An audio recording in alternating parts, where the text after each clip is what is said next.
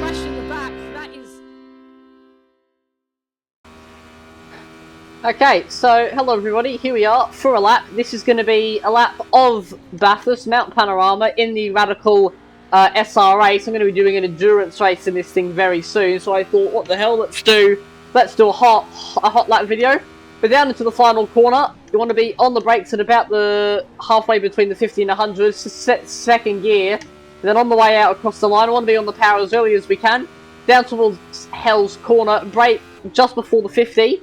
Second gear on the way in, clip that apex, and you want to be on the power as soon as you hit that apex and you begin to straighten out the car again.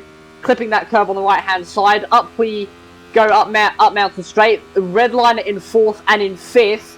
And then as soon as you clear this crest, straight up into sixth gear as you go downhill. Go over to the left hand side. Brake at that little escape road you just saw on the left there. Swing it into turn 2, third gear all the way through up to fourth for the cutting. Want to be brave, late on the brakes, swing all the way out to that white line on the right hand side and then cut it back in for the apex. Now this is the tricky part. Third gear, really red line at fourth, small lift through the right hander, use that curb on the left. Now stay to the right, clip that white line there, then get it turned in. Don't use that curb like I just did, and then up to the skyline, turn in early but swing all the way out to the right, up to the dipper. Fifth gear over the crest, fourth, use that curb on the left hand side, and then second gear for the tightest part and just ease through. You've got to be gentle with this car, not too rough. Over the crest into the elbow, light on the brakes. It's very easy to lock up the rears and go right into that wall, but second and third gear through there, nicely done.